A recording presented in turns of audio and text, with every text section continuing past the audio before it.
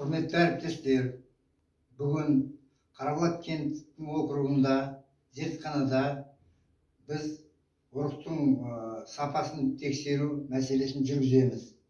Бірінші, суық суды құямыз.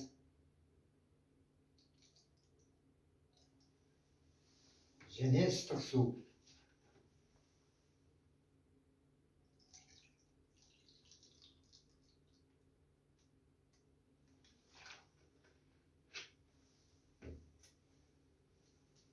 Қол мөлшерімен судың градусын тексереміз. Және де градусникпен тексереміз. Судың градусы 38 градус болу керек, 40-тан аспау керек.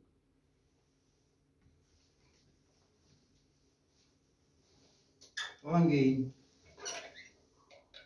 дереу термостан 10 секундтың ішінде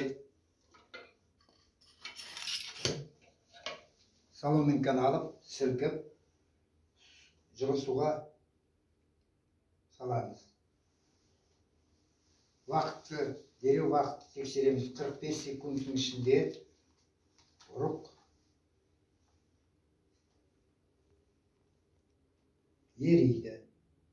Оның кейін тампонменен құрғатып, соломинканы сүртеміз. Одноразовый шприц катетерге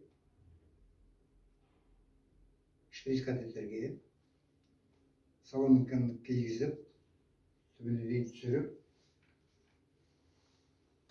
қайшыменен 3 сантиметр кесеміз. Одноразовый чехол кигіземіз де,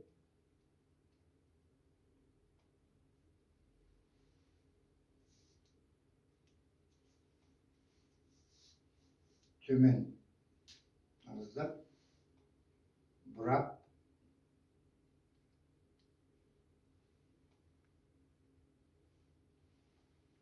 ұрықтың алдында міндетті түрде былай салып, сиыр тоқтандырамыз.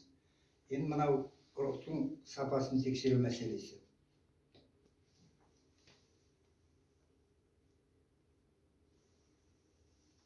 Бір тамшы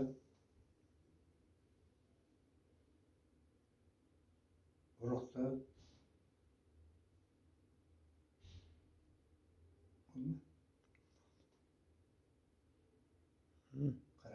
қараңыз. Предметный стеклоға бір тамшы ұрықты тамызып, покровный стекломен үстінен былай созып, микроскопқа апарамыз.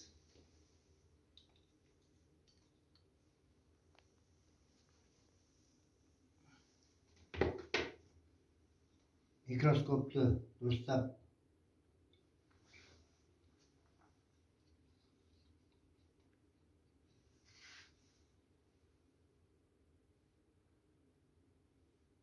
тексереміз.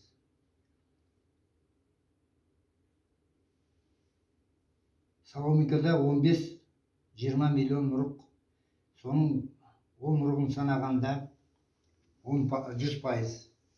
9 ұрық тірі болса 90%. Госплемстанция асыл тұқым мекен жайынан бізге 4 баллный системамен ұрық салып келеді.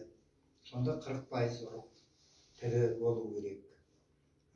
Прямолинейное поступательное движение, колебательное манежное движение жоқ болу керек. Ұрық сапасы жақсы болу керек. Соның кейін сол ұрықты шприц катетер алғаннан кейін, перчатканы киіп, дайын сиырды ұрықтандырамыз ауылда. Біз услуга жасағанда шығып, үйлеріне барып сиырды ұрықтандырамыз.